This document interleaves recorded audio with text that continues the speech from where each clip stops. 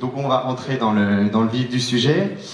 Le premier problème quand on se confronte à cette idée d'atteindre la vérité, de réfléchir, de raisonner, c'est qu'on ne peut pas séparer le côté, enfin notre pensée affective et notre pensée cognitive. Les deux sont liés, les deux influencent sur l'autre, et donc l'approche de la vérité se fait forcément avec nos sentiments et notre fonctionnement cérébral. Est-ce que vous pouvez commencer là-dessus?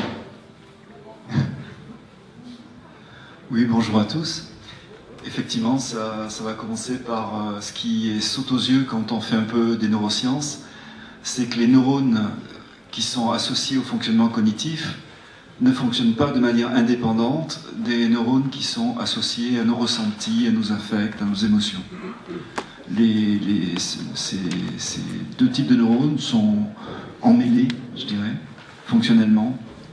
Ce qui fait que si on regarde par exemple un message visuel, ça commence par les neurones de la rétine, ensuite il y a les neurones du thalamus, les neurones des aires occipitales, les neurones des aires associatives temporales, puis les lobes frontaux où le message visuel devient un petit peu conscient, tout le reste c'est pas conscient, mais entre-temps, le message visuel a été complètement transformé par tout ce qui était programmé au niveau du thalamus, des aires occipitales, des aires pariétales, et y compris au niveau de lobes frontaux. C'est-à-dire que toutes les expériences qui ont programmé ces zones-là, alors qu'on n'en a pas forcément conscience, on module le fonctionnement de la teneur, la qualité du message, et qui fait dire que le message visuel est une véritable reconstruction. Et à tous ces niveaux, il y a des neurones qui sont associés, comme les neurones dopaminergiques, dès la rétine, et donc ce qu'on ressent va encore moduler ce qu'on perçoit. Ce qui fait donc dire que ce qu'on prend pour la réalité est une reconstruction subjective, c'est-à-dire c'est chacun qui le fait de manière consciente et non consciente. Et cette réalité-là, ça fait partie de notre complexité, et je dirais que c'est quelque chose qui est à prendre en compte quand on parle de désir ou de besoin de vérité. C'est forcément, il y a une double recherche, il peut y avoir une intention d'objectivité, comme disait Ferdinand Gonset, pour caractériser la science. Ce qui relierait les scientifiques, c'est l'intention d'objectivité, mais en même temps, on pourrait avoir besoin de vérité ou besoin de certitude pour d'autres raisons. Et ça se passe aussi notamment quand on raisonne, en fait, le raisonnement, et là je vais donner la parole à Hugo Mercier. En fait, quand on parle de raisonner, ce qui a été construit dans l'imaginaire collectif, sur les termes, mais c'est l'idée qu'on raisonnerait pour améliorer notre savoir, pour prendre de meilleures décisions. Et en fait, vos recherches tendent à montrer que c'est plus compliqué que ça, et que finalement, en fait, on raisonnerait pas tant pour ça, mais plutôt pour convaincre nos interlocuteurs. Est-ce que vous pouvez nous expliquer? Tout à fait, en fait. Donc avec mon collègue, mon ancien directeur de thèse, Dan Sperber, et plusieurs collègues, donc nous avons développé une hypothèse qui suggère que le raisonnement qui est vraiment une toute petite partie des capacités cognitives humaines, donc c'est mon collègue, il y a des émotions, il y a beaucoup d'autres mécanismes cognitifs inconscients qui jouent des rôles beaucoup plus importants même que le raisonnement. Et donc le raisonnement qui a cette capacité à donner explicitement des raisons, à dire je pense que A parce que X, Y et Z, et à évaluer les raisons que donnent les autres. Cette capacité qui est en effet généralement perçue comme étant quelque chose qui a des visées individuelles, en fait. C'est-à-dire qu'on espère que quand on raisonne seul, avant de décider pour qui on va voter, avant de décider quelle voiture on va acheter, on va prendre de meilleures décisions grâce à notre raisonnement. Et ce que suggèrent, donc pas uniquement nos recherches, mais un grand nombre de recherches en psychologie du raisonnement, c'est qu'en fait le raisonneur solitaire n'obtient pas forcément de très bons résultats. Quand on raisonne seul, ce qui se passe en général, c'est qu'on va avoir tendance à confirmer nos croyances initiales. Donc si vous demandez pour qui j'ai envie de voter, si vous avez déjà une inclinaison initiale vis-à-vis d'un des candidats, typiquement ce qui va se passer quand vous raisonnez, c'est que vous allez trouver plein de raisons de soutenir ce candidat, et du coup vous serez encore plus sûr à la fin de voter pour la personne pour qui vous comptiez voter dès le début. Donc que ce soit une bonne idée ou pas, donc dans le cas des candidats c'est un peu dur, mais si vous prenez des problèmes logiques ou mathématiques qui ont une bonne réponse, les gens qui commencent j'en dis trop, je pense qu'on pourrait peut-être faire une petite expérience, parce que sinon je vais vous donner la réponse avant. Ça paraît un bon moment? Oui. Alors, en fait, si vous, je suis désolé, je sais que c'est tôt le matin, qu'on est samedi, Je vous demandais de réfléchir à un petit problème mathématique pendant 5 minutes pour illustrer mon propos. Ouais, je vais le projeter. Juste pour dire aussi que j'aimais bien l'idée de faire cette expérience aussi, puisque toute la démarche aussi, c'est de dire que il faut, et on en reparlera tout à l'heure avec Daniel Fabre, il faut ressentir aussi en soi ce genre de choses. Il faut ressentir, vibrer ce qu'ils sont en train de nous expliquer en soi pour après le conscientiser et le transformer éventuellement en pratique pédagogique. Et cette petite expérience peut y participer. Voilà, donc je vous avais dit, c'est un peu tôt le matin, donc voilà un petit problème de mathématiques. Je vous donne quelques minutes à peine pour essayer de réfléchir, de penser à une solution en vous-même.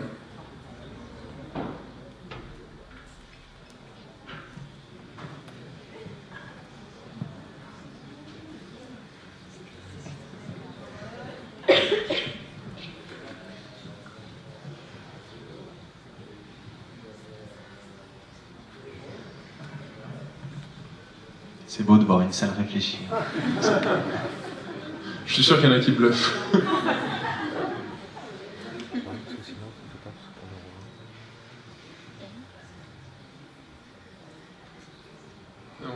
Je ne vais pas vous laisser réfléchir beaucoup plus longtemps, mais avant de vous donner la réponse, j'aimerais que vous discutiez un petit peu. Je vois qu'il y en a certains d'entre vous qui ont commencé à le faire. Essayez, tournez-vous vers vos voisins et essayez de vous mettre d'accord sur une réponse en fait. Essayez de voir si vous êtes d'accord ou pas sur une réponse, et si vous n'êtes pas d'accord, essayez de voir qui est-ce qui a raison.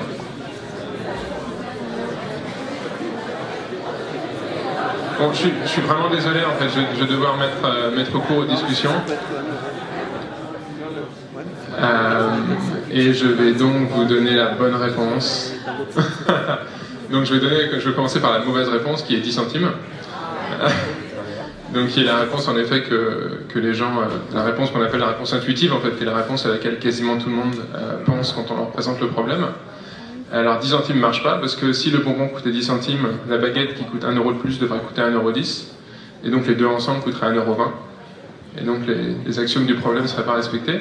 Le bonbon coûte 5 centimes et la baguette coûte 1,05 €. Comme ça on a 5 centimes plus 1,05 €, les deux font 1,10 €, et en effet la baguette coûte bien 1 € de plus que le bonbon. Alors ce qui a dû se passer, si vous êtes à peu près comme tous les groupes auxquels j'ai jamais eu affaire, en fait donc la majorité d'entre vous ont dû se tromper au début, et après, en fait quand vous avez discuté, ceux qui avaient la bonne réponse ont dû être à même, je vous ai pas laissé beaucoup de temps, donc ils ont peut-être pas eu complètement le temps, mais ont eu plus de chances de convaincre ceux qui avaient la mauvaise réponse que l'inverse. Je serais même surpris si quelqu'un qui avait eu donné 5 centimes était convaincu d'accepter 10 centimes. Du coup on peut mettre peut-être les... Alors ça c'est... j'espère que l'animation va marcher. Alors ça c'est juste une petite animation donc, de l'expérience qu'on avait fait dans une classe. Donc ça c'est la classe, en fait chaque carré est une personne, les quelques carrés noirs sont des cases, des places vides. Et donc ça c'est les élèves avaient 5 minutes pour essayer de résoudre le problème seuls, et les carrés rouges sont des gens qui avaient donné la mauvaise réponse, et les deux carrés verts sont les deux personnes qui avaient donné la bonne réponse, donc à l'issue de 5 minutes de réflexion individuelle. Et après on leur laissait à peu près 10 minutes où, comme vous l'avez fait, ils pouvaient discuter les uns avec les autres. Et donc le résultat final est celui-ci. On mesure les réponses à toutes les minutes, et du coup il y a des gens qui commencent à se dire « Ah oui, en effet, qui commencent à comprendre l'argument pour 5 centimes, et puis qui ne sont pas complètement sûrs. » Mais au final, en effet, tout le monde a la bonne réponse. Donc ça, c'est quelque chose qu'on peut faire en classe, qu'on peut faire dans tous les contextes possibles et imaginables. Ça marche très bien. Et donc pour revenir à la question initiale de Gaëtan, donc notre idée, c'est que, donc à l'encontre de cette théorie classique qui voudrait que le raisonnement nous permette d'arriver à de meilleures réponses, donc là on voit que ça marche pas bien, parce que c'est un problème qui est complètement trivial mathématiquement. Alors, vous avez tous clairement les capacités de le résoudre. D'ailleurs, vous avez compris quand on vous a expliqué la bonne réponse. Et pourtant, quand on raisonne seul sur ce problème, on va surtout trouver les arguments pour la mauvaise réponse, qui est la réponse intuitive, à laquelle on a pensé immédiatement, plutôt que de nous remettre en cause. A l'inverse, quand on fait face à des gens qui sont en désaccord avec nous, les gens qui sont en désaccord avec nous sont à même de trouver les arguments pour justifier leur réponse, et dans l'immense majorité des cas, nous sommes à même de comprendre ces arguments, et de les évaluer, et du coup de changer d'avis. Donc pour nous, c'est ça en fait la fonction du raisonnement, c'est de discuter avec les autres, de leur donner des raisons pour justifier nos croyances, ou pour les convaincre de les accepter, et à notre tour d'évaluer les justifications ou les arguments que d'autres nous offrent pour savoir quand est-ce qu'il faut changer d'avis. Et donc ça, le raisonnement le fait très bien. Donc là, c'était un exemple avec un problème logique, enfin mathématique, donc il y a une réponse certaine.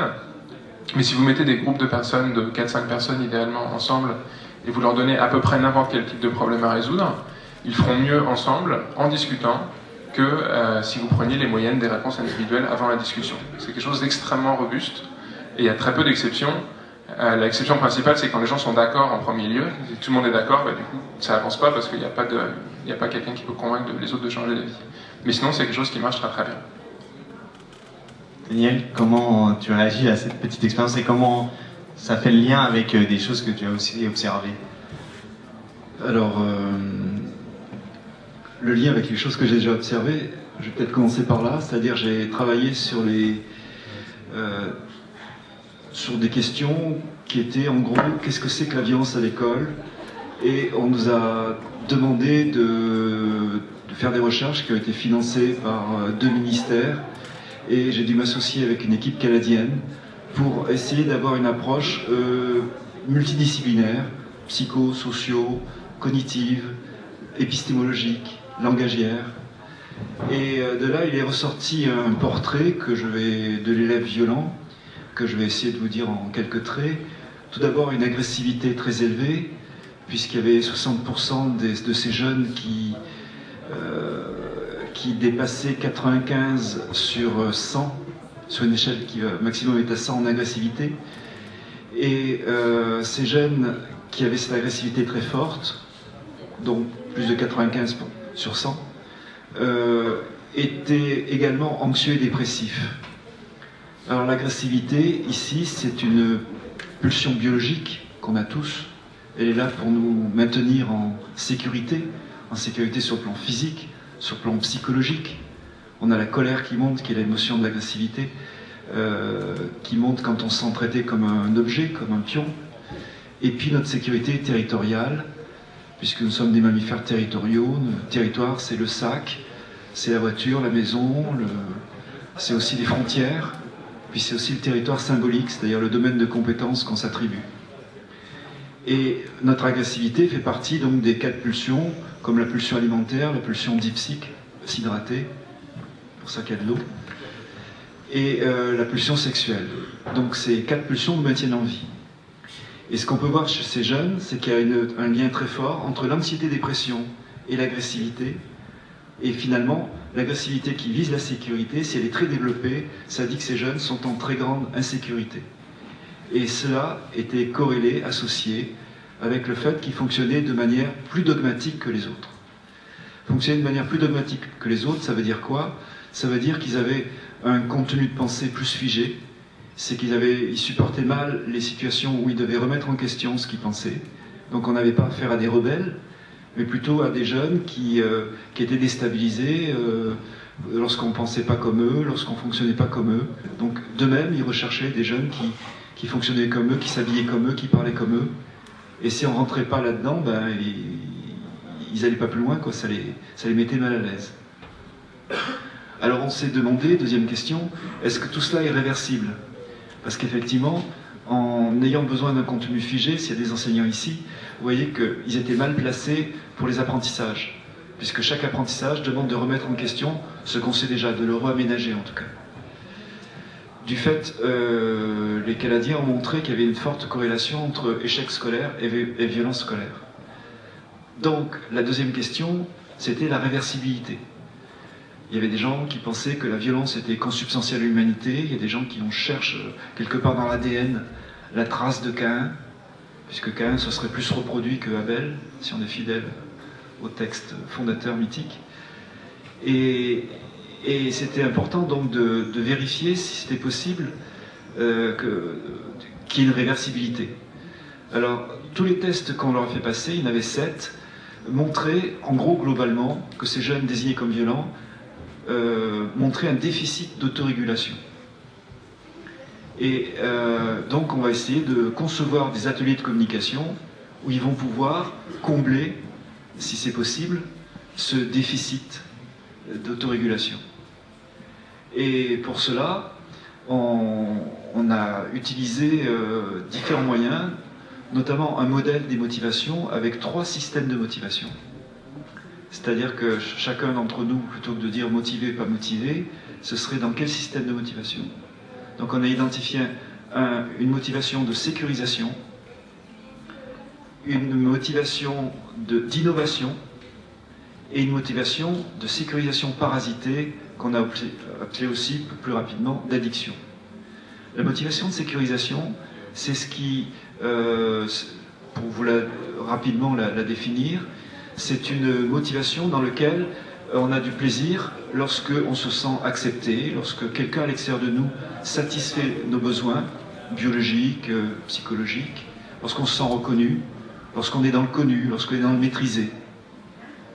Et chaque fois qu'on doit sortir de ce connu, de se maîtriser, c'est ce qui est le cas dans tous les apprentissages, dans les explorations, chaque fois qu'on soit s'adapter, au niveau du cerveau, tout se passe comme si il y a une sécrétion d'ACTH, c'est-à-dire c'est une hormone, c'est un neuromédiateur dans ce cas-là, qui correspond à le ressenti qui est associé à cela, c'est un peu de stress, un peu d'anxiété. Donc il y a un prix biologique à payer, sans doute ça a eu valeur de survie pour l'humanité, mais on ne peut pas y échapper. Mais ensuite, une fois qu'on est dans l'apprentissage, et qu'on réussit l'apprentissage, il y a la motivation d'innovation qui fonctionne, c'est-à-dire que le désir de comprendre relance le désir de comprendre, et à ce moment-là, quand on a compris, il y a ce plaisir-là qu'on doit à personne, que les psychologues humanistes ont appelé pulsion de développement, c'est le même. C'est ce qui fait crier Eureka à Archimède avec ce cri de plaisir quand il trouve la solution au problème qui s'est posé. Donc pour les apprentissages, on n'aurait pas besoin de motivation extrinsèque, puisque intérieurement, nous avons cela. Et c'est très visible chez les enfants entre 6 mois et 3 ans. On voit qu'ils sont là-dedans. Piaget disait « Vous dites que les enfants jouent, oubliez ça, ils ne jouent pas, ils ne font que résoudre des problèmes. » Mais c'est tellement ludique pour eux que c'est très agréable. Et puis, je vous ai dit qu'il y a la motivation de sécurisation, où on se sent bien, en sécurité, et on n'a peur de rien quand on se sent accepté tel que nous sommes, des personnes ou des sujets en devenir. Puis il y a la motivation de sécurisation parasitée. Et là, dans ce cas-là, on va rechercher activement la dépendance, parce que dans cette motivation de sécurisation parasitée, il y a quelque chose qui nous manque, et on va le chercher ailleurs. Et ce qui nous manque, et c'est peut-être là que je mettrai notre besoin fondamental de certitude, c'est celui de se sentir désiré, aimé, accepté tel que nous sommes, sans jugement. Les enfants qui ont pu avoir cela très tôt dans leur vie sont des enfants qui résistent bien à la publicité, qui résistent bien aux emprises, qui ont quelque chose, même quand il leur arrive des épreuves, ils sont, on dirait, maintenant plus facilement résilients que les autres. Et dans cette motivation d'addiction, de circulation parasitée, il y a du plaisir, mais en même temps, ce plaisir, on le paye par des conduites répétitives. Alors, c'est ce modèle qu'on va donner aux élèves, désignés comme violents, pour qu'ils puissent arriver à penser ce qu'ils sentent, c'est-à-dire à pouvoir mieux s'autoréguler en mettant des mots sur le ressenti.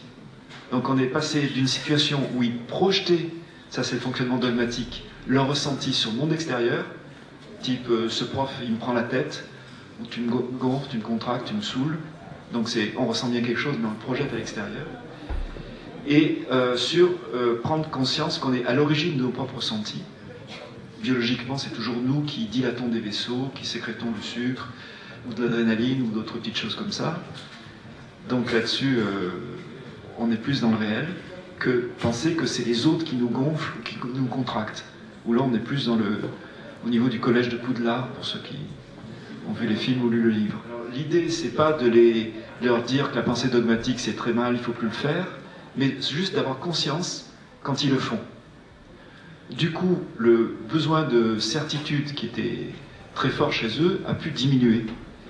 Et diminuer, ça veut dire qu'ils vont s'ouvrir à ce moment-là vers un autre monde qui est dominé par l'incertitude.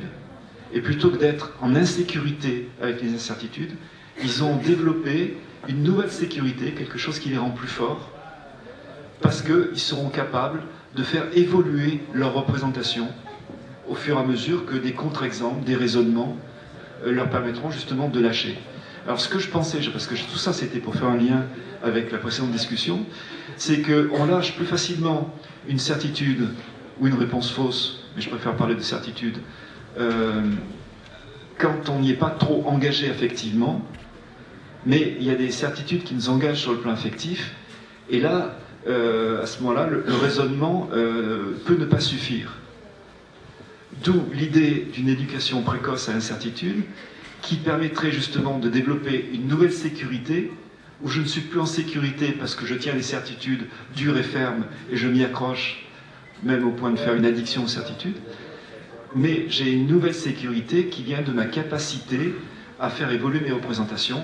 C'est un petit peu, pour prendre la métaphore de la posture, j'en ai terminé, de la posture physique, c'est-à-dire on peut se sentir en sécurité les deux pieds joints et en s'accrochant avec les deux mains, en espérant que le reste du monde ne va pas bouger, ça, sans compter avec les séismes ou les tornades. Et puis on peut développer une nouvelle sécurité, c'est celle qui part par une chute en avant, c'est le premier pas, puis une deuxième chute en avant mais qui est régulée, et on voit que plus on marche vite, plus on court, plus ça va être difficile de nous déstabiliser profondément. Alors que lorsqu'on est immobile et les pieds joints, avec un doigt, on peut faire basculer quelqu'un. Alors, on a dit beaucoup de choses. En fait, tout ce qui a été dit, ça résume un peu ce qu'on parcourt aujourd'hui. Si je veux repartir, j'aimerais aussi qu'en tant qu'adulte, en tant qu'enseignant, en tant qu'encadrant, etc., on la sente vibrer aussi en nous quand on s'accroche aux certitudes, et notamment dans les moments où on est fragilisé, où notre autorité est remise en cause, mais aussi plus généralement dans notre vie de tous les jours. On a eu, alors là je déborde un petit peu sur la politique, mais on a eu récemment dans l'entre-deux tours, mais aussi dans les discussions qui ont encadré les attentats autour de Charlie Hebdo, des positions dogmatiques très fortes dans la société et des injonctions à rejoindre comme ça des certitudes, parce que aussi on était fragilisés, je pense, affectivement, et voilà. Et je pense que c'est important de le sentir à ces moments-là de notre société où ça bascule, et cette fragilisation nous conduit en fait à abandonner un petit peu l'esprit critique et se resserrer sur des certitudes. Hugo, est-ce qu'on continue un petit peu le développement sur le fonctionnement du raisonnement, du coup, parce que en fait, juste, je voudrais faire la distinction. C'est ce que vous dites, c'est que il faut se méfier de nos propres raisonnements. Par contre, le raisonnement en général, c'est comment on fait la distinction entre nos propres raisonnements et comment nos propres raisonnements pris dans le raisonnement général peut être atténué. Et juste, je fais le parallèle, du coup, on pourra continuer là-dessus. C'est le grand principe en fait de la science, c'est qu'un chercheur à un moment donné, il va devoir confronter ses recherches à une communauté scientifique, publier des choses pour que ses raisonnements soient aussi confrontés à d'autres. Oui, non, tout à fait. Je pense qu'en effet, mon collègue a tout à fait raison d'attirer l'attention sur le fait que dans le problème que je vous ai donné, en fait, vous n'étiez pas extrêmement attaché émotionnellement à la réponse de 10 centimes. Beaucoup d'entre vous devaient être très très sûrs. En fait, on a fait des expériences, on a mesuré le degré de confiance, et on a été obligé de décaler sur la droite les mesures de confiance parce que tout le monde donnait la confiance maximale, en fait. Donc on a des cas où on demande aux gens de donner leur confiance à des problèmes, ils disent je suis aussi confiant que ce que j'ai jamais été de ma vie. On leur donne les bons arguments et ils changent d'avis tout de suite. Mais en effet, bien sûr, il n'y a pas la même résonance émotionnelle. Alors, cela dit, mon exemple préféré de gens qui changent d'avis comme ça, c'est donc au début du XXe siècle, il y avait un des grands enjeux intellectuels, c'était de trouver des fondations logiques pour les mathématiques. Donc il y a les plus grands esprits de l'époque, il y avait Hilbert, Russell, qui ont dévoué leur vie, en fait ils ont dévoué 20-30 ans de leur vie, toute leur énergie intellectuelle, à développer des fondations logiques solides pour les mathématiques. Et à un moment, il y a Kurt Gödel qui arrive, donc qui est un inconnu, qui est un jeune étudiant viennois, et il a un papier de 3 pages qui dit que c'est pas possible, et les gens le lisent et ils l'acceptent tout de suite. Et alors vraiment, il dit, bon bah voilà, tout ce que j'ai fait pendant 30 ans, ça servait à rien, c'est pas possible.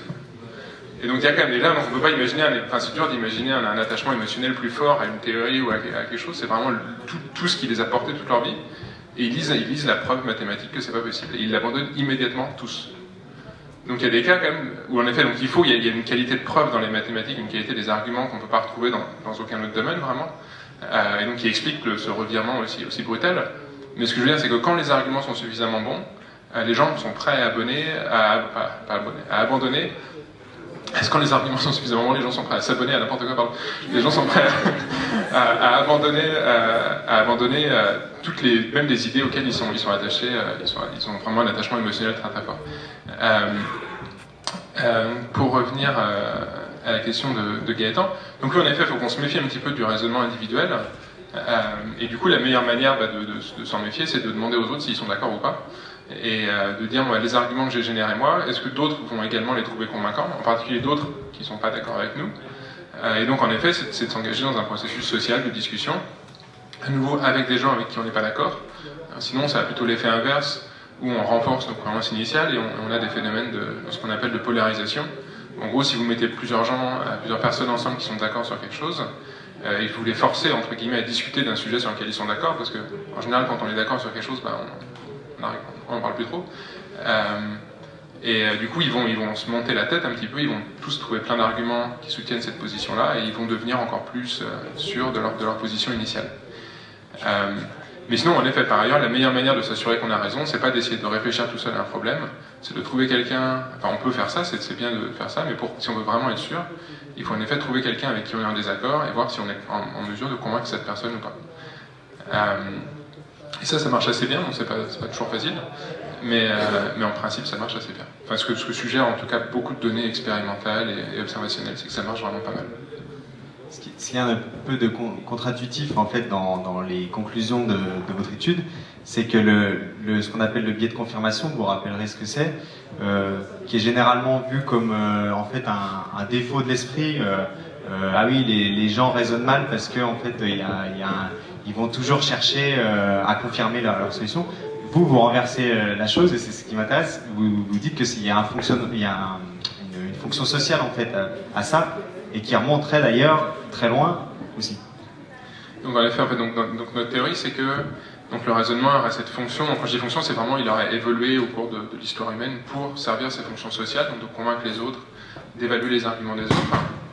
Et en effet, quand vous êtes en position d'essayer de convaincre quelqu'un d'autre, par définition, vous voulez trouver des arguments pour votre point de vue et contre le point de vue de l'autre. Sinon, vous n'allez pas réussir à le convaincre. Si vous lui donnez des arguments pour son point de vue et contre le vôtre, ça ne va pas marcher.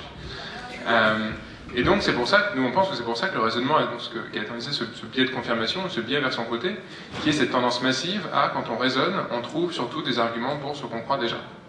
Donc quand on fait face à quelqu'un, ça va parce qu'on trouve des arguments, l'autre les évalue, si les arguments sont pas assez bons, il les rejette, lui va nous donner des arguments pour son point de vue à lui, il n'y a pas de problème. Mais quand on est seul, et du coup il n'y a personne pour nous donner ce feedback, et du coup on s'enferme dans nos propres biais, parce que en fait, le raisonnement fait ce qu'il est fait pour, en fait, il trouve plein d'arguments pour nos idées.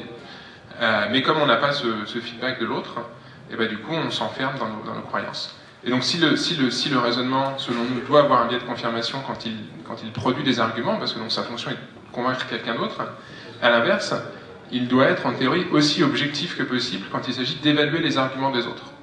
Donc ça, les gens sont un petit peu sceptiques des fois là-dessus. Mais si le raisonnement marche bien, en principe, s'il fait ce qu'il est censé faire, quand on est confronté à de bons arguments, on devrait changer d'avis.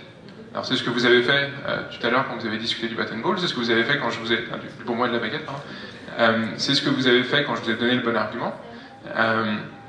Et en fait, comme je vous le disais, quand les groupes discutent, on a en général de bonnes performances, parce que les gens qui ont la meilleure réponse, ou des gens qui ont des morceaux de la bonne réponse, sont à même de convaincre les autres, et donc les autres sont à même d'évaluer les arguments de ceux qui avaient de meilleures idées et de les accepter.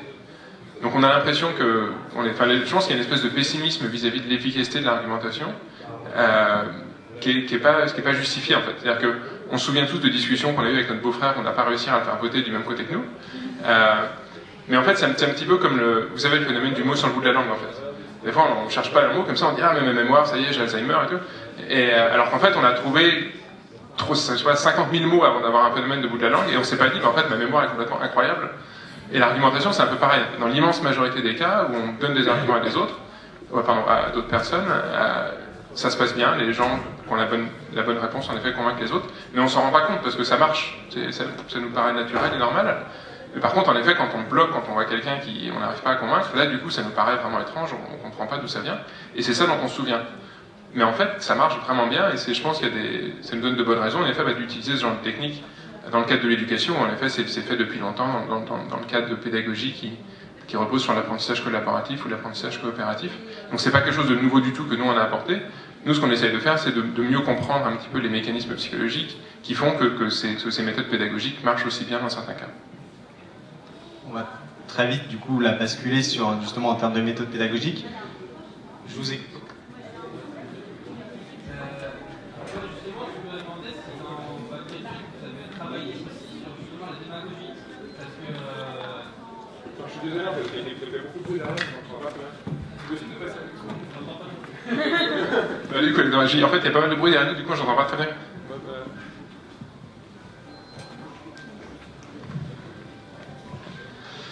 Je demandais par rapport à votre étude si vous avez travaillé sur la démagogie et du risque de l'argumentaire, en fait, d'aider pas forcément à trouver une sorte de vérité.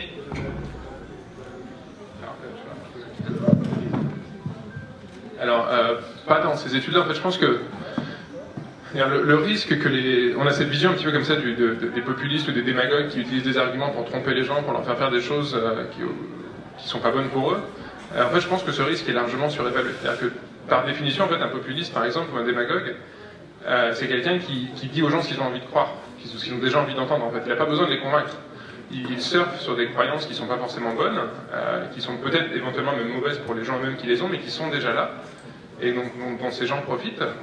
Mais ils n'ont pas vraiment besoin pour prendre un peu le populisme classique qui va jouer sur la xénophobie,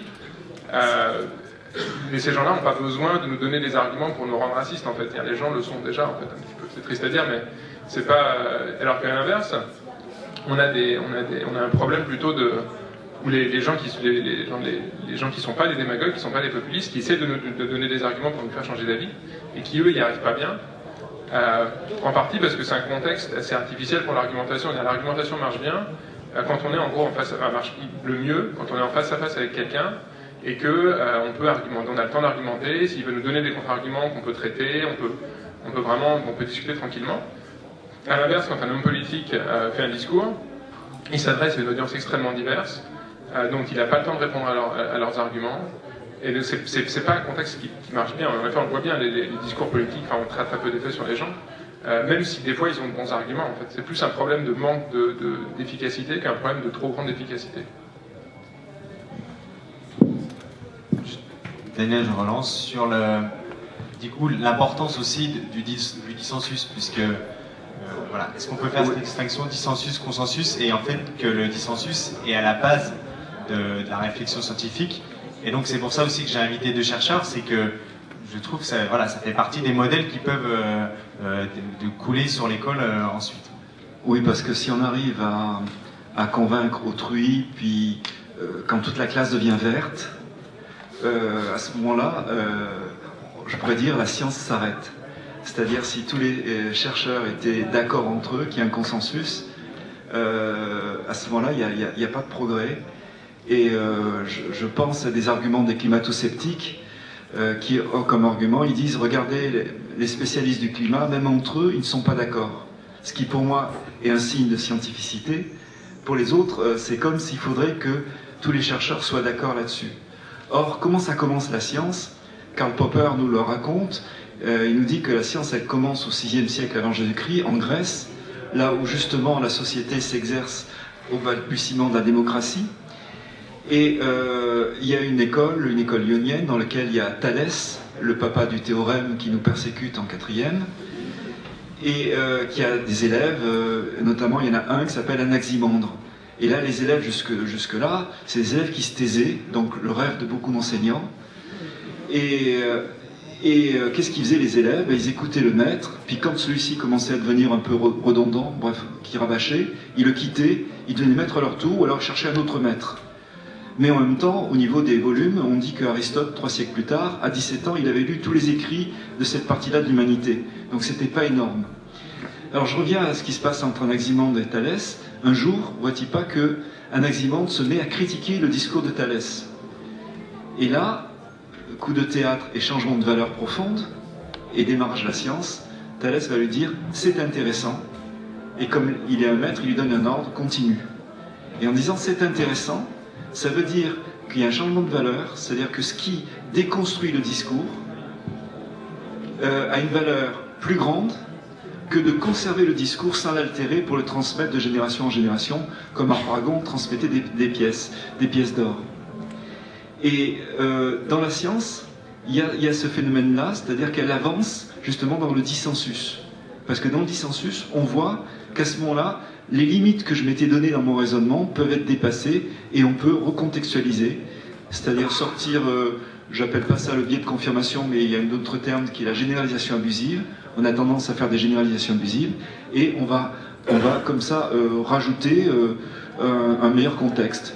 Par exemple, pour vous donner un exemple concret, parce que peut-être que ça vous touchera plus, je donne comme problème à résoudre donc, à des professeurs d'école, je leur propose de diviser une feuille de papier par 0,5. Donc les 2/3, la plie en deux. Puis deuxième question, je leur dis, maintenant cette feuille-là ou une autre, ça n'a pas d'importance, vous la divisez par 2.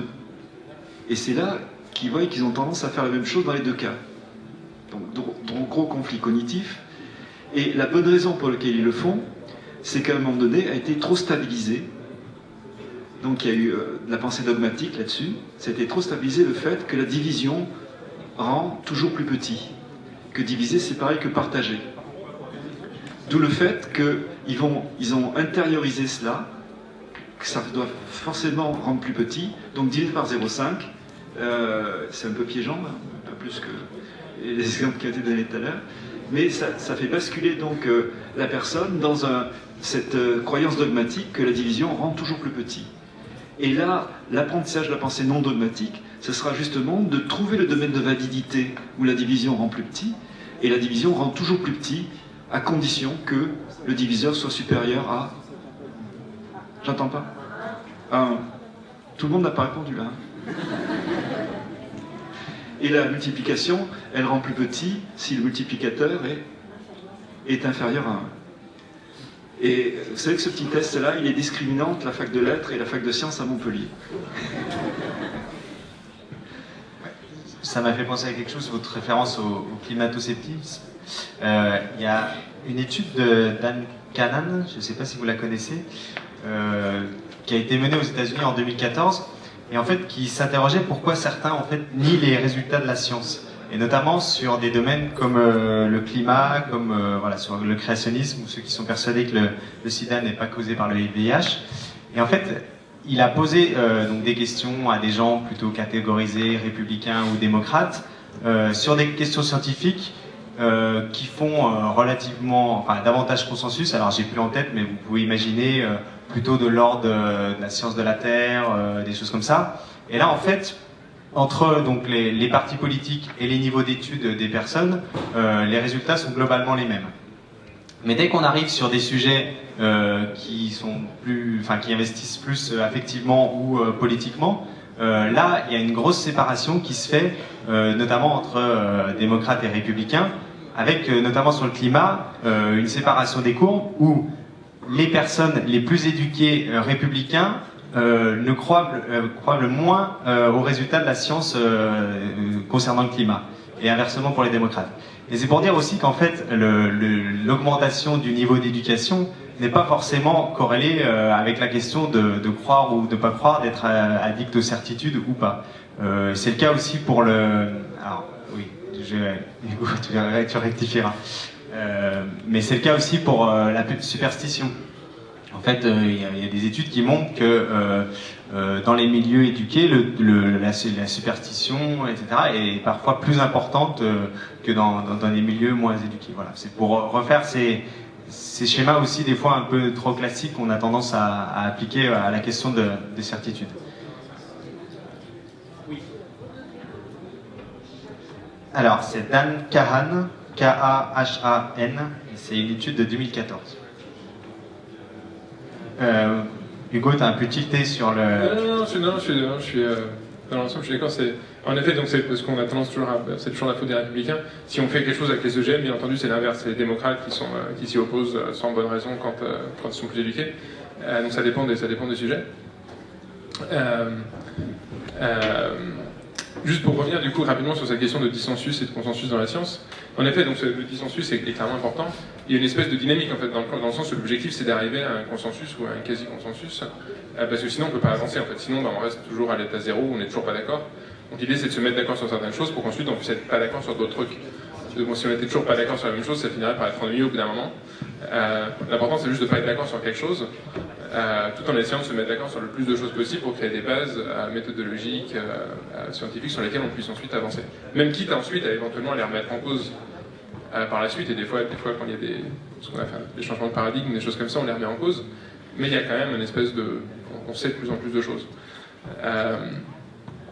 Et en effet, du coup, sur des questions comme les vaccinations ou les changements climatiques, le fait qu'il y ait un consensus scientifique, quand on a 98-99% des scientifiques qui sont d'accord, c'est un bon argument, c'est un argument qui arrive à convaincre pas mal de gens, une partie des gens qui sont sceptiques, et du coup c'est important quand même de dire que, en effet, quand on a sur un sujet donné, quand on a 99% des scientifiques qui sont d'accord, c'est vraiment pas raisonnable de ne pas être d'accord. C'est possible que le 1% ait raison, mais les chances que ce soit le cas sont vraiment faibles. Et du coup, comment on le formule ça en ne braquant pas les gens qui sont justement encore dans des certitudes, et le fait notamment de dire c'est vraiment pas raisonnable, est-ce que des fois ça provoque pas des postures, justement c'est comme le fait c'était vraiment pas raisonnable de pas aller voter au second tour, est-ce que ça braque pas ça et ça cristallise pas des dogmatismes de chaque côté? Alors, par ailleurs, le fait de voter est pas rationnel, donc ça c'est autre chose. Mais ça c'est bien connu en sciences politiques, c'est très bien, c'est un acte altruiste en fait que il faudrait que tout le monde le fasse. Mais d'un point de vue individuel, c'est impossible que notre vote fasse la différence, donc c'est pas rationnel. Je ne devrais pas vous dire ça, mais... c'est passé, donc c'est... Ouais, allez voter tous sur le législatif, s'il vous plaît. Non, mais ça, c'est bien.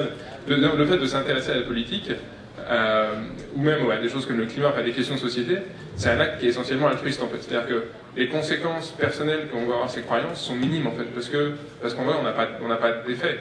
Quand on vote, comme je vous le disais, les chances que notre vote fasse la différence sont nulles complètement. Et du coup, c'est bien que si tout le monde fait ça, c'est très bien, c'est un bien commun. Si on a une société où tout le monde s'intéresse à la politique, tout le monde regarde les programmes de candidats, tout le monde sera en meilleure posture. Mais on a ce problème typique des biens communs qui est que si moi je suis dans une société où tout le monde fait ça, ils vont prendre des très bonnes décisions. Et sauf que moi, j'ai pas besoin de passer 2 heures tous les jours à lire le journal et à m'informer, ce sera encore mieux pour moi, parce que moi, j'aurais pas cet effort-là à faire, tout le monde l'aura fait pour moi. Donc il y a ce genre de problème de bien commun, et du coup, ça se délite, et les gens font pas l'effort parce qu'ils n'y a pas de récompense individuelle. Mais c'est pas irrationnel, en fait, c'est vraiment une question d'altruisme plus que de rationalité. Là, il va rester une demi-heure, je vais vous donner la parole, beaucoup, et je voudrais que du coup on le transforme sur ce qu'on a brassé là ensemble, sur ces questions qui étaient quand même relativement théoriques, comment on les transforme sur un nouveau paradigme éducatif, voilà. Alors en effet, moi je suis psychologue expérimental, donc on fait des expériences, donc du coup, dans le cas par exemple de la vaccination ou du réchauffement climatique, il y a plein de genres de messages qui ont été essayés en fait pour voir si ça pousse les gens dans la bonne direction. Et en effet, dans certains cas, on observe ce qui a été appelé le backfire effect, où on donne un argument aux gens, et en fait, après, ils changent leur opinion dans la direction opposée à l'argument. Donc si vous dites à quelqu'un qui est déjà contre la vaccination, vous lui donnez des arguments pour la vaccination, et il finit encore plus sûr qu'il ne faut pas faire vacciner ses enfants. Donc ça, c'est des choses qui arrivent, mais qui sont rares. Dans la grande majorité des cas, quand vous donnez à des gens qui sont contre la vaccination des arguments pour la vaccination, ils changent un petit peu d'avis dans la direction de la vaccination. Donc c'est des choses en effet dont il faut se méfier parce que ça arrive, mais en général, les gens ne sont pas stupides. En fait, quand on leur donne de bons arguments, ils changent un peu d'avis, donc, en effet, après, ça ne veut pas dire qu'il n'y a pas des meilleures et des moins bonnes raisons de le faire. Et en effet, le fait de dire aux gens, mais ce que tu crois, c'est complètement bête, c'est pas une bonne manière de s'y prendre. Mais donc on peut présenter le consensus de manière assez neutre. En fait, on dit, regardez, voilà, je vous dis ça, il y a des études qui montrent que 97% des scientifiques pensent qu'il y a un réchauffement climatique et qu'il est causé par l'homme. Voilà, je vous dis ça, vous faites ce que vous voulez. Et en général, les gens à qui on dit ça ont plus tendance à croire que le réchauffement climatique est causé par l'homme. Donc en effet, c'est mieux de leur dire sans leur dire en même temps, mais regardez, vous étiez complètement stupide avant. Mais il y a moyen, c'est possible de le faire. On peut même imaginer, en effet, regardez dans ce domaine-là, on sait qu'il n'y a aucun domaine qui n'est pas politiquement chargé. Regardez, 97% des scientifiques sont d'accord. Du coup, vous devriez être d'accord vous aussi. Maintenant, regardez, c'est aussi le cas dans le cadre du réchauffement climatique ou de la vaccination. Donc il y a des moyens de faire ça plus ou moins bien. Mais dans l'ensemble, ça marche assez bien en fait.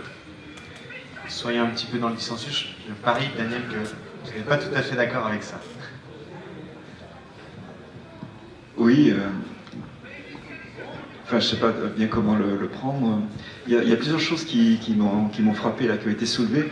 On s'est demandé, par exemple, il y a des études qui ont été faites aux États-Unis, pourquoi les Américains, en gros, ils avaient revoté pour W. Bush Jr., alors qu'on savait bien qu'il avait atteint ses limites dans les 4 premières années. Et il avait menti, il avait fait une guerre qui n'avait pas de raison d'être en Irak, etc. etc. Et les chercheurs en question ont soulevé un autre paramètre qui est celui de la paresse cognitive.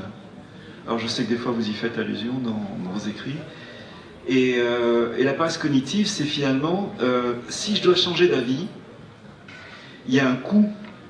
Et là, on retrouve le cerveau ici, c'est-à-dire le désapprentissage, changer d'avis, modifier ses représentations, nous prennent plus d'énergie que finalement trier et repérer ce qui colle à ce que je pense déjà. Et ce coût cognitif et neurologique aussi, on pourrait le traduire par paresse cognitive. C'est-à-dire que la contre-posture par rapport à ça, ce serait d'entraîner les jeunes, puisque c'était aussi la demande qu'on vienne concrètement, qu'est-ce qu'on peut faire avec eux, à vraiment rechercher des contre-exemples, c'est-à-dire faire ce que fait Anaximandre avec Thalès. Trouver des contre-exemples, ça permettait notamment aux jeunes qui cherchent à confirmer souvent leur avis sur Internet. Et donc, s'ils pensent qu'on est, par les théories complotistes, eh bien, ils vont trouver tous les arguments pour penser que tout le monde nous trompe, que les vaccins nous empoisonnent toujours, etc., etc. Et ils en trouveront. Alors que l'entraînement vers la posture inverse, c'est-à-dire trouver le contre-exemple, la division rend plus petit à condition que le diviseur soit supérieur à 1, c'est un certain entraînement précoce, justement, musclerait et éviterait ce travers qui affecte même les profs de SVT. J'ai vu des enquêtes, des recherches qui ont été faites aux États-Unis, où ils ont des problèmes pour enseigner la théorie de l'évolution. Et une des raisons pour lesquelles ils ont des problèmes, c'est qu'ils sont un peu courts sur la théorie de l'évolution. C'est-à-dire qu'ils la connaissent mal. Ils connaissent mal les détails, et quand on voit les généticiens qui parlent sur la théorie de l'évolution, c'est pas en termes c'est vrai ou c'est faux. C'est en termes, ça permet de résoudre tel problème, ça permet pas de résoudre tel problème. Chaque recherche qui est faite, elle soulève de nouvelles questions, et la science, elle avance comme ça. Il y a des choses qui sont stabilisées, mais c'est un peu comme une baudruche, vous voyez. C'est-à-dire, le nombre de questions stabilisées devient de plus en plus grand, comme vous l'évoquiez, mais en même temps, de l'autre côté de la baudruche, le nombre de questions se multiplie au fur et à mesure que la science avance. Donc on a de plus en plus de questions, et un critère justement de thèse, c'est qu'à la fin de la thèse, le doctorant, pour mériter son titre de docteur, il est trouvé des nouvelles questions qui soient autant de thèses et de nouvelles thèses. Alors ça, vous l'avez piqué à Pascal. C'est ça, la sphère de connaissances qui plus augmente, plus la surface en lien avec l'inconnu est grande. C'est ça. Donc du coup, là, en termes de nouveaux paradigmes éducatifs, on en a cité du coup déjà une solution, c'est-à-dire mettre en place des dispositifs. Alors, ça va être pas plus concret que ça, hein. Après c'est aussi ça, à vous d'investir ça, donc mettre en place par exemple des recherches où on explique justement pourquoi dans un premier temps on a tendance à aller chercher notre confirmation, et du coup de faire l'exercice inverse, d'essayer d'aller chercher des contre-exemples. En vérifiant, si on est enseignant, que ça nous plairait d'avoir une classe avec des Anaximandres. Du coup, j'en avais listé encore 3 autres, vous pourrez peut-être les développer, puis après je donnerai la parole à la salle. Les postures cognitives de la science, donc ça c'est ce qu'on vient de travailler beaucoup, donc restez là-dessus. Ça passe notamment aussi par le langage, on dira quelques mots sur quel vocabulaire utiliser pour ne pas renforcer des dogmatismes ou des certitudes. Et ce que vous avez évoqué au début aussi, penser ce qu'on ressent et ressentir ce qu'on pense. Sur le langage des sciences. Ok.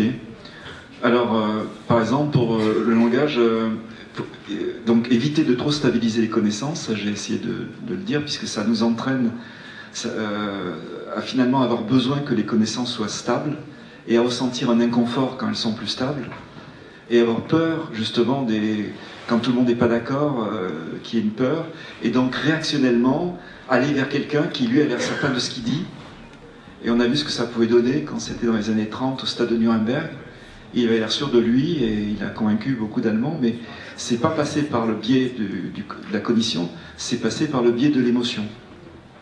Hein, j'ai trouvé un témoignage d'un Allemand des années 30 qui disait « J'aurais bien aimé sauter de joie, moi aussi, j'aurais bien aimé me fondre dans la foule et être tout content comme les autres euphoriques en entendant parler Hitler, mais j'entendais que des absurdités. » Donc là, il gardait le sens critique. Et pour cela, au niveau langagier, il faut se méfier de l'abus du verbe être et du présent de l'indicatif qui nous amènerait à dire ça c'est juste, ça c'est faux. Tout à l'heure, Hugo Mercier m'a dit mais vous êtes quand même d'accord que la Terre tourne autour du Soleil? Alors j'ai dit oui, et j'ai rajouté pour le moment. Parce que la suite, on se prend un méga astéroïde, n'importe comment le Soleil il va gonfler, et il va absorber les planètes jusqu'à peut-être Mars, d'après les calculs. Et la science nous amène maintenant, quand on donne un résultat, on le donne avec une probabilité. Les Canadiens, ils en ont eu marre d'avoir des procès quand ils avaient annoncé qu'il ferait beau ou qu'il pleuvrait. Et donc, ils ont donné la probabilité en pourcentage, 70% de possibilité de pluie. Donc là-dessus, on était au Baléares il y a quelques mois, et probabilité d'avoir de la pluie, 66%, et probabilité des précipitations, 2 mm. On a eu 150 mm, complètement trempés. Mais d'un point de vue scientifique, il n'y avait pas d'erreur, c'était qu'une probabilité.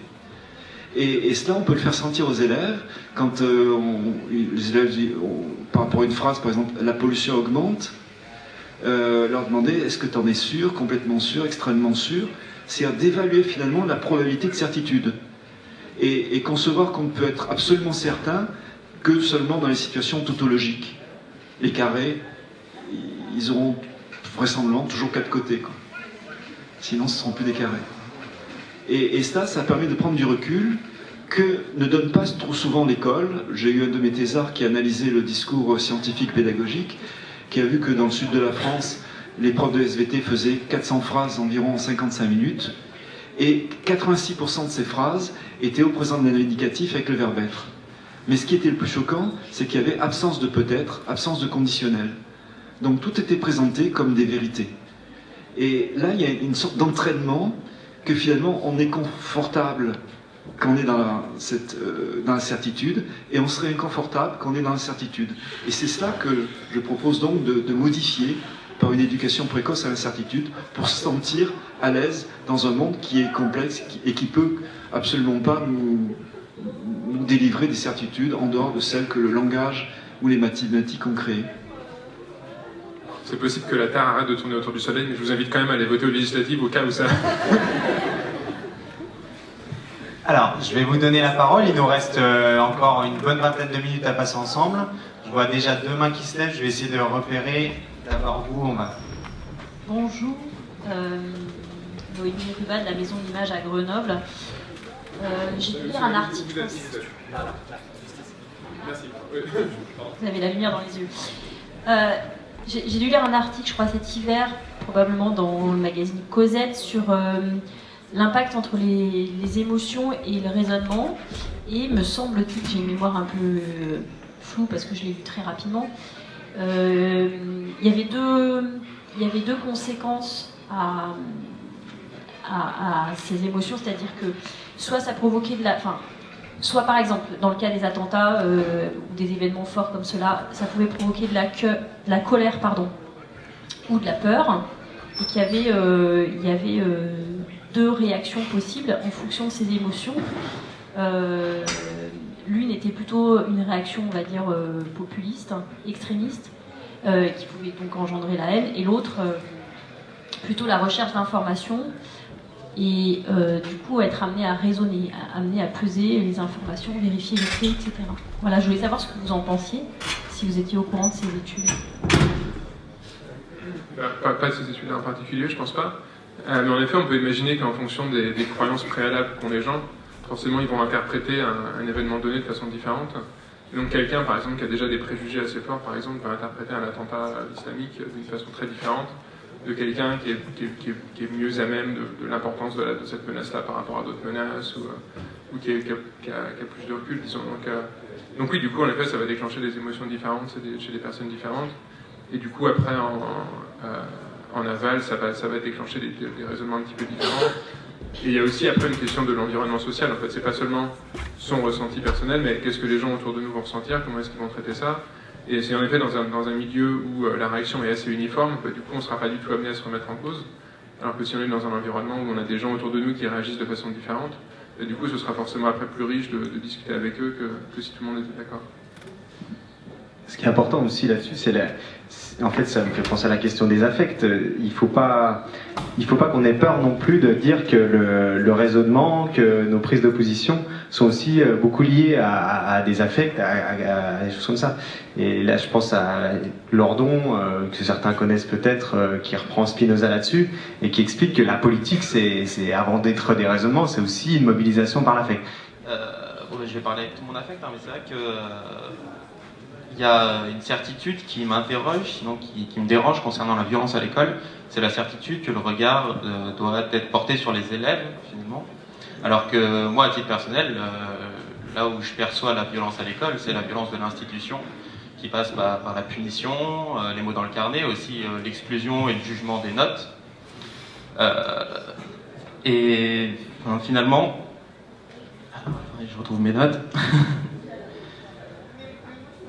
Oui, enfin, c'est une violence qui touche d'ailleurs le plus souvent des élèves qui subissent aussi une violence sociale et aussi une violence domestique, donc qui touche des élèves qui sont entourés par la violence. Et sauf qu'on voit bien le problème. Pour reprendre le sujet, face au désir de vérité, faut-il éduquer à l'incertitude? Comment on pourrait éduquer à l'incertitude sur l'institution qu'est l'école, concernant l'institution elle-même, qui ne repose finalement, qui ne peut contenir les élèves, qui tient les élèves que par des procédés de règles, d'enfermement, parfois de soumission. Alors pas seulement, mais je vois mal comment dans une salle de classe on pourrait effectivement inviter les élèves à repenser, à remettre en question l'école finalement. Alors nous, à Super Demain, on pense que c'est possible. Et Daniel va nous donner quelques pistes. Ça fait peut-être 50 ans, 60 ans que des pédagogues écrivent pour montrer le rôle émancipateur de l'école. Le rôle émancipateur de l'école, on le voit dans la dernière mouture du socle commun de connaissances, de compétences et de culture, mars 2015, où il y a 5 domaines qui définissent la mission des enseignants. Et le domaine numéro 3, c'est la formation de la personne et du citoyen. Mais voir dans chaque élève un sujet en devenir, une personne en devenir, c'est quelque chose qui va s'opposer à des postures ou des attitudes qui sont communes dans l'éducation à l'école. Et ça demande donc l'accompagnement du deuil de ces représentations. Donc c'est un changement de paradigme éducatif qui va prendre du temps. Alors nous avons ici des gens qui sont déjà dans l'autre paradigme éducatif, c'est-à-dire la formation de la personne, ce qui en parenthèse implique une éducation à l'incertitude, puisque si on le bourre de certitude, la personne elle pourra plus se développer, elle est coincée. Il faut qu'elle puisse se sentir à l'aise dans la remise en question de ces certitudes pour qu'elle puisse apprendre tout au long de la vie. C'était le discours déjà de Jacques Delors en 1996. C'est une vision qui a été donnée à l'Europe. Mais il n'empêche qu'il y a actuellement les deux qui se croisent. C'est-à-dire des valeurs qui tournent autour de l'émancipation du sujet et d'autres qui nous disent « donnez-nous des moyens pour amener les élèves à faire ce qu'on attend d'eux, à les mettre au travail, à les motiver et tous ces termes-là qui placent plus ou moins l'élève en position d'objet. Et Aristophane, en son temps, 3 siècles avant Jésus-Christ, disait qu'enseigner, c'est pas remplir un vase, c'est allumer un feu. Donc c'est faire fond sur la motivation d'innovation. Et faire fond sur la motivation d'innovation, c'est quoi? C'est devenir des adultes que les jeunes ne peuvent pas calculer, c'est de les étonner par des énigmes, par des situations qui vont relancer chez eux le désir de comprendre. Et puis c'est aussi travailler sur la motivation de sécurisation, en particulier en leur faisant sentir qu'ils sont acceptés. Et pour qu'ils se sentent acceptés, je propose à vous de le tester, c'est très concret, vous pouvez le tester tout de suite, un postulat de cohérence. C'est-à-dire postuler que sur le plan psychologique, on est aussi cohérent que l'univers qui nous a fabriqués, que le corps physiologique qui nous maintient en vie ici et maintenant avec des millions de réactions enzymatiques, que si elles n'étaient pas cohérentes, on serait au mieux malade et au pire mort. Et que donc chacun a des bonnes raisons, ça a des raisons réelles de penser ce qu'il pense, de faire ce qu'il fait, de dire ce qu'il dit et de ressentir ce qu'il ressent. À partir de là, énoncer ce postulat fait donc qu'on va accepter l'autre de manière inconditionnelle. Et ça peut s'ajouter à l'argument logique qui viendrait ensuite ou en même temps, parce que à ce moment-là, en tant que personne, il se sent accepté et du coup, il va moins s'accrocher à ses certitudes. Donc, il va être plus sensible aux arguments de l'autre ou des autres arguments qui déstabilisent ses certitudes, parce que lui, personnellement, il se sent accepté. Et j'ai envie de dire que la certitude qu'il faudrait qu'on ait tous, c'est justement de pouvoir se sentir accepté sans jugement. Les autres, le besoin de certitude cognitive, après, il vient de manière réactionnelle et secondaire. Et donc, pour résumer, l'école est traversée, comme la société, par des valeurs différentes, par des mouvements différents, qu'on pourrait appeler un changement de fond du paradigme éducatif. Et là, on est en train de parler de l'école de demain, bien sûr. Bonjour, donc Théo Michel Béchet de la Maison de l'Image. Donc j'ai une question pour Hugo Mercier, parce que vous ne m'avez pas totalement convaincu, donc je vais donner des arguments. Non, en fait, je trouve que votre raisonnement marche bien sur le raisonnement mathématique, rationnel, mais j'ai du mal à le voir plus appliqué sur quelque chose qui amène plus à l'affectif. Donc, par exemple, typiquement le politique, où on a des affectifs qui viennent de l'éducation, et du mimétisme aussi qu'on a autour de nous, et des choses de conviction, où c'est dur d'avoir une vérité concrète, il n'y a pas vraiment une vérité, chacun va avoir son approche. Et du coup, justement, ça m'a parlé, quand vous avez parlé du backfire effect, j'ai l'impression que quand il y a des certitudes comme ça qui font appel à l'affectif, il y a plus cet effet-là, en fait, moi j'ai l'impression que dans des discussions, quand on va amener des arguments, la première réaction, ça va être d'être contre, on sera contre, et peut-être, à force d'être contre, à la fin, on va finalement amener à réfléchir, et dans un prochain temps, un temps suivant, on va peut-être changer d'avis petit à petit. Et voilà, est-ce que vous avez fait des tests plus précis par rapport à des questions politiques et moins sur des rationalités, des vérités mathématiques? J'ai juste une toute petite remarque aussi par rapport à vous, sur le problème des feuilles qui se plient là sur... c'était quoi, divisé par 0,5. Est-ce qu'il n'y a pas aussi... On ne voulait pas qu'on passe en deux fois parce que moi je vais oublier la première partie. Ok, mais moi j'ai des petits-enfants, c'est fini. Ouais, c'est exactement ce que je disais. Donc oui, en effet, alors j'ai pas fait ces expériences avec moi-même, mais il y a une littérature conséquente dans le domaine qu'on appelle la démocratie délibérative. Donc c'est ces gens qui essayent de promouvoir le rôle de la délibération dans la démocratie, de faire que les gens discutent de politique. Et en effet, ces gens-là, qui sont surtout des politologues, ont fait pas mal d'expériences. C'est-à-dire que typiquement, ils vont créer des forums, dans lesquels les gens discutent. Donc ils essayent de prendre des échantillons plus ou moins représentatifs de la population.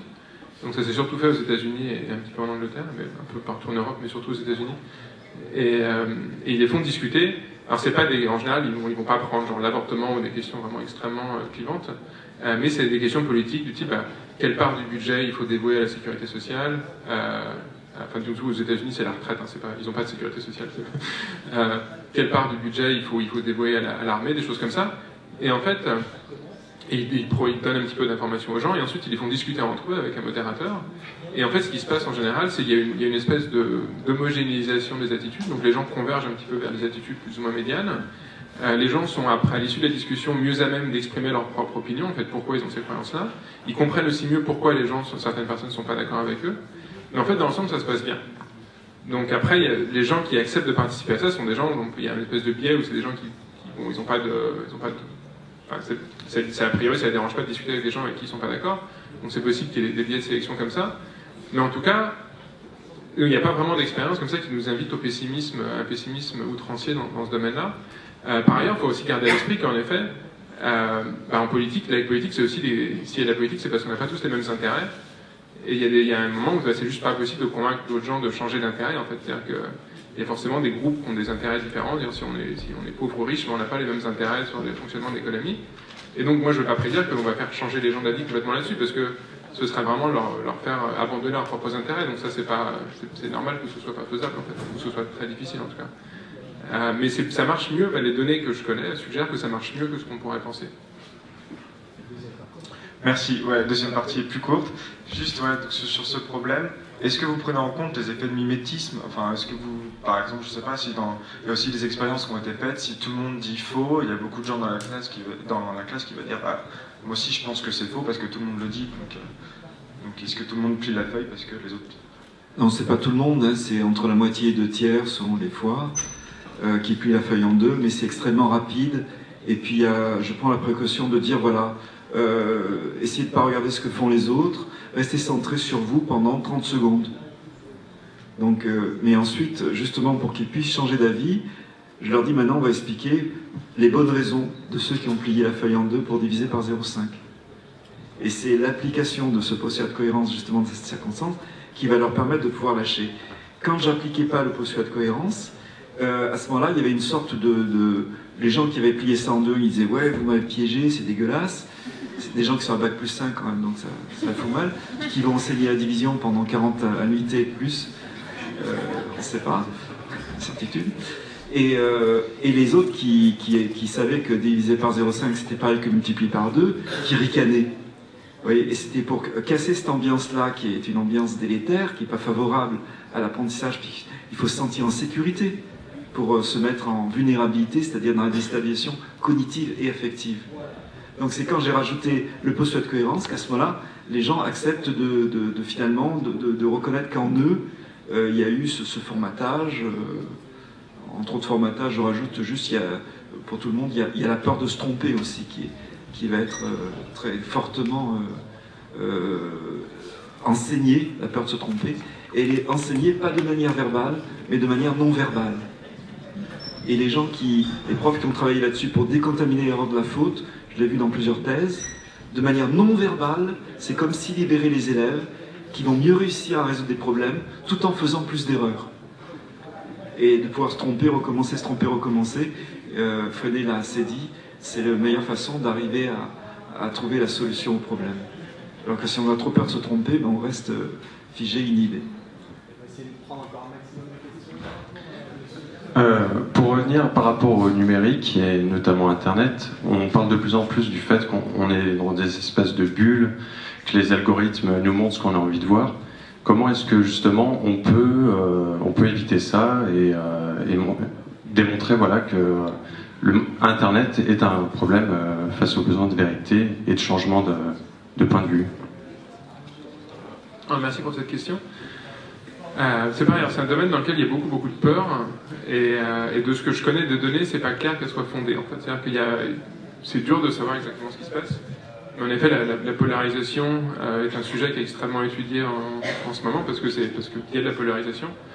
Et à ma connaissance, dans l'ensemble, il n'y a pas d'études qui suggèrent que les médias sociaux en particulier jouent un rôle dans la polarisation. C'est-à-dire que quand on regarde les données, en fait, les gens qui s'en servent plus sont pas plus polarisés que les autres. Et en fait, il y a même des données qui suggèrent quasiment l'inverse, dans le sens où, parce que, par exemple, sur Facebook, on a beaucoup plus d'amis que dans la vraie vie, que dans les gens qu'on va voir tous les jours, en fait. Du coup, on est aussi plus facilement exposé à des gens avec qui on n'est pas d'accord. C'est-à-dire que, en gros, si vous parlez que avec vos collègues ou avec vos amis proches ou avec votre famille proche, vous avez moins de chances de vous retrouver enfin, il y a forcément, ils sont moins nombreux, donc mathématiquement, il y a moins de chances que vous ayez des gens là-dedans qui vous donnent des opinions différentes des vôtres, qui vous exposent à des informations auxquelles vous n'auriez pas été exposé par ailleurs. Et donc c'est possible que cet effet-là compense le fait que par ailleurs les algorithmes qui ont tendance à nous donner les informations avec lesquelles on est d'accord, en sachant que ces algorithmes sont quand même très très très loin d'être au point, c'est-à-dire que ça reste assez primitif. Et par exemple, moi j'ai des amis qui ne votent pas exactement FN, mais qui postent pas mal de choses sur le FN et qui se retrouvent avec pas mal de trucs dans leur feed où c'est des messages de Marine Le Pen en fait qui sont, du coup, ça marche pas bien. Et donc on n'est pas rendu dans un monde encore tellement dystopien qu'on se retrouve vraiment avec que des informations qui nous conviennent en fait. Et par ailleurs, en fait c'est pareil si on regarde du coup pas les médias sociaux, mais le fait qu'on ait accès à comme ça toutes ces sources d'informations sur Internet. Maintenant, il y a une peur comme ça du coup, on peut regarder que des gens qui sont d'accord avec nous. Mais bon, avant, on était tous juste abonnés au Monde. Maintenant, c'est plus facile d'aller voir sur le site du Figaro si on n'est pas d'accord avec. Enfin, pour voir si sur un point donné, on va avoir plus d'informations. C'est beaucoup plus facile à faire maintenant qu'avant, en fait. Donc, je pense que les deux se compensent un petit peu. C'est-à-dire que d'un côté, Internet nous donne la possibilité de renforcer nos croyances, et il nous donne aussi la possibilité d'aller voir ailleurs beaucoup plus facilement. Et ces deux choses-là se compensent. Donc, on peut imaginer que il y a des populations différentes. Il y a des gens chez qui Internet peut avoir cet effet de renforcement et de polarisation, et des gens chez qui va au contraire permettre d'aller voir ailleurs beaucoup plus facilement. Et donc au final, ce que les études suggèrent à ma connaissance, c'est qu'au final ça s'équilibre assez bien, quoi.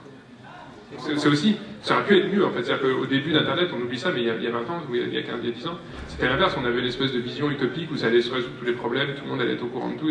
Bon, c'est pas ça qui s'est passé non plus. Et la vision extrêmement négative qu'on a maintenant n'est pas plus justifiée que cette vision extrêmement optimiste qu'il y avait au début, je pense. Alors, 2 questions, les réponses à peine plus courtes. Je peux dire un mot là Gaëtan ? Ouais, je peux dire assez court. Par rapport à Internet ? C'est juste je reste sur le sujet. Et de manière complémentaire, je dirais que c'est important, me semble-t-il, que le jeune arrive à bien se connaître, c'est-à-dire arrive à repérer ces 3 types de motivation en lui quand elles fonctionnent. À repérer quand il cherche des choses à confirmer ce qu'il pense déjà, ou au contraire quand il cherche à explorer, et dans ce cas-là, de lui-même, il va chercher des contre-évidences et sortir des algorithmes qui le ramèneraient à toujours la même chose. Et troisièmement, qu'il sente aussi quand il se fait happer dans la motivation d'addiction, c'est-à-dire que là, il y a quelque chose qui le dépasse, il peut plus lâcher les trucs, et c'est la connaissance de lui-même, donc bien se connaître, qui sera aussi une arme pour résister aux emprises que peut engendrer Internet, complémentaire peut-être de précautions qu'on peut prendre sur l'outil lui-même. Allez-y. Bonjour, je tenais d'abord à vous remercier pour vos interventions. J'aurais plusieurs questions au fil du raisonnement que je vais vous exposer. Donc, en me basant sur ce que vous avez pu dire, vous avez parlé du coup d'arguments pour et contre. Et du coup, j'aimerais savoir qu'en est-il du avec ? Parce qu'on n'argumente pas forcément contre. On peut raisonner, non pas pour convaincre, mais pour essayer de comprendre, justement. Et du coup, moi, je me questionnais par rapport à ça, et je pense que ça peut aller aussi avec le rapport qu'on peut avoir à l'école. C'est un enseignant qui vient apporter, mais c'est aussi des élèves qui viennent apporter à l'enseignant. Et quand on change d'avis, qu'en est-il des vérités qu'on avait avant ? Et du coup, ça m'amène à me questionner sur à quoi sert la vérité, si ce n'est qu'à pousser nos actions. Et ce qui compte, c'est l'action qu'on va faire en fonction de ce qu'on croit. Et du coup, quand on change de vérité, celle d'avant ne disparaît pas complètement parce qu'on a agi en croyant ce qu'on croyait avant.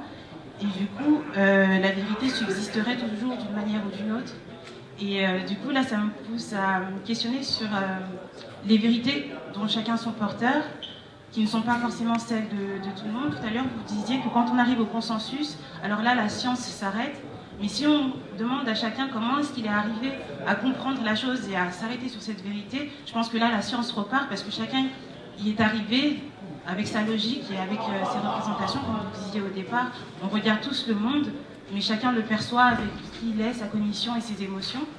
Et là, du coup, ça m'apporte à me poser la question sur... Vraiment, vous êtes très optimiste, vous avez des capacités mémorielles. Retenez ce que vous en aurez retenu. Par rapport à l'émotion, le propre de l'humain et de l'humanité, n'est-ce pas l'empathie. Et à partir de là, peu importe ce que moi je pense, j'essaye de me reconnaître dans l'autre et que l'autre puisse me reconnaître en moi. Et à partir de ce moment-là, on n'argumentera jamais pour et contre, on argumentera toujours avec. Et on ira toujours vers un toujours plus. Tout comme pour la division qui sépare et qui diminue, ça dépend du coup dans quel référentiel, parce que la division cellulaire, elle divise mais elle multiplie. Voilà. Merci. Et alors, Les questions sont plus importantes que les réponses. Exactement. C'est très bien, donc c'est exactement le principe qu'on voulait illustrer, donc c'est parfait. Je sais pas par où commencer du coup. Alors sinon, peut-être je pense dans l'ordre, sur la question d'un effet quand on croit quelque chose, du coup ça nous amène à faire des choses sur la base de cette croyance. Et après quand on change d'avis, des fois ça peut être embarrassant. Et en effet, donc, c'est une des raisons pour lesquelles les gens peuvent avoir du mal à changer d'avis, c'est qu'ils se sont engagés. Par exemple, quelqu'un qui a fait plein d'actions sur la base d'une croyance que le réchauffement climatique est vrai, il s'est bien recyclé, il fait du vélo, il fait plein de choses. Forcément, après, pour lui, ce serait plus dur de changer d'avis, parce que ça veut dire que toutes ces choses qu'il a fait, c'était stupide. Donc forcément, ça freine le changement d'avis, parce que ça remet en cause de plus en plus de choses parmi les choses qu'on a faites. Donc ça ne veut pas dire que c'est impossible de faire changer les gens d'avis, même s'ils ont... Enfin, comme je vous disais, il y avait cet exemple, donc des gens qui ont passé toute leur vie à faire quelque chose, on leur donne un article de 3 pages et puis ils disent en fait ça servait à rien. Donc c'est possible, mais c'est dur. Et en effet, plus on a fait d'actions et plus ces actions étaient coûteuses, plus c'est dur ensuite de se remettre en cause. Pour des raisons purement sociales d'ailleurs, c'est parce qu'on est là, on va passer pour un abruti en fait. Et en soi, sinon, ça a aucune conséquence. Le fait qu'on ait fait quelque chose de stupide avant, c'est pas une raison pour continuer à le faire. Mais par contre, le fait d'admettre qu'on a fait quelque chose de stupide, là, ça c'est un peu socialement embarrassant. Donc c'est vraiment, du coup, ça rejoint à ce que disait mon collègue, dans le sens où c'est un coût social qu'on paye en fait. Quand on admet qu'on avait tort, quand on admet qu'on a eu tort pendant longtemps et que ça nous a amené à faire plein de choses, c'est un coût social en fait. C'est vraiment, et quelqu'un plus la personne est sûre de soi, plus la personne est sûre d'elle, plus la personne est socialement entourée de gens qu'elle sait être, qu'elles vont supporter de toute manière, plus elle est libre justement de changer d'avis et de se remettre en cause. Alors je pense que je vais répondre qu'à ce point-là parce que sinon on va pas s'en sortir. Et j'ai promis une toute dernière question. En plus, c'est quelqu'un qui m'a amené à Fréquence École. Je l'ai rencontré avant de diriger en Fréquence École, donc ça me fait plaisir. C'était une question sur les parents, puisque l'école de demain va davantage éduquer à l'incertitude, et c'est tant mieux, et on essaie de commencer à le faire, merci. Mais pour les parents, est-ce que c'est pas plus difficile quand même, parce que la sécurité affective, c'est peut-être une mission ou un besoin cardinal des parents, qui sont donc forcément tentés pour procurer cette sécurité affective à leurs enfants, d'en passer par une certaine forme de dogmatisme. Donc est-ce que c'est pas extrêmement difficile pour les parents d'éduquer à l'incertitude? Alors rapidement, je répondrai que quand les parents ont été dans le coup, c'est-à-dire qu'on a réussi à partager avec eux les objectifs des expérimentations qu'on faisait avec les élèves, ça allait beaucoup plus loin au niveau des effets sur les élèves. Donc l'impact sur les parents est important. L'impact des parents sur les élèves est important. Donc, mais c'est pas toujours évident de pouvoir rejoindre les parents. En revanche, quand on a proposé aux élèves d'être plus capables de s'autoréguler, et on a vu que dans nos tests, la relation avec les parents était elle aussi affectée. C'est-à-dire que de donner des billes pour s'autoréguler aux élèves vont avoir un effet aussi au niveau de la relation avec les parents. Mais c'est quelque chose où on n'a pas continué plus avant dans les recherches, si ce n'est de montrer que chaque fois qu'on pouvait faire venir les parents, les mettre au courant, leur parler des valeurs, par exemple, il y avait, je me rappelle en Suisse, des parents d'élèves qui disaient « je veux pas que ma fille aille à la piscine ou en camp de ski ». Et les enseignants suisses en disant « ouais, ils sont au Moyen-Âge, c'est pas possible », etc., etc. J'aurais dit « essayez le postulat de cohérence ». Et ils ont essayé le postulat de cohérence. Donc quand les parents ont dit ça, ils leur ont dit « si vous avez peur de ceci, c'est que vous devez avoir des bonnes raisons ». À ce moment-là, les gens se sentant acceptés, ils ont donné les bonnes raisons.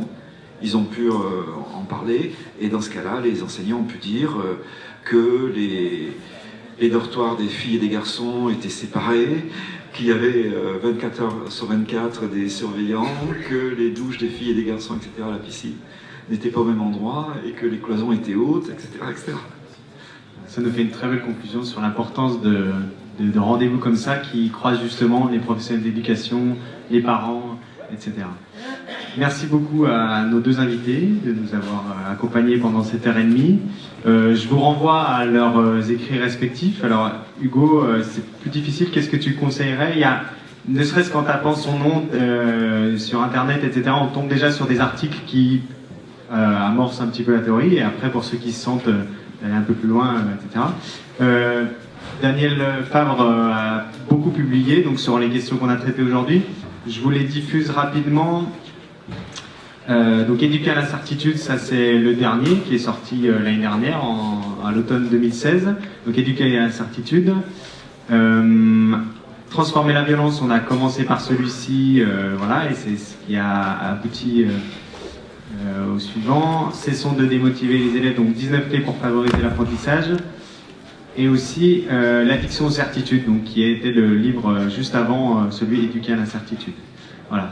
Et moi je vous recommande aussi deux petites choses si vous voulez sortir un petit peu de la recherche. Il y a François Bégodeau qui vient de sortir une pièce de théâtre qui s'appelle Contagion sur cette question notamment du complot, etc. Et c'est voilà, ça se passe en 3 temps. Il y a un premier temps où c'est une discussion entre un journaliste ami du jeune et donc le jeune dans sa chambre. La deuxième partie, ça se passe dans une rédaction entre un rédacteur en chef et ce journaliste. Et la troisième partie, entre un auteur de théâtre qui voudrait faire un sujet là-dessus et qui a beaucoup de mal et ce journaliste qui voulait se reconvertir dans le théâtre. Voilà. Il y a un atelier plus spécifiquement dédié à cette question, donc qui s'appelle Où se cache la vérité dans le pôle média. Voilà, avec notamment 2 panneaux qui reprennent un petit peu les discussions qu'on a eues à la fin sur les bulles de filtre, etc. Donc on peut aussi se retrouver là-bas pour prolonger ces questions. Merci beaucoup à vous de votre attention et d'être venus. Au revoir.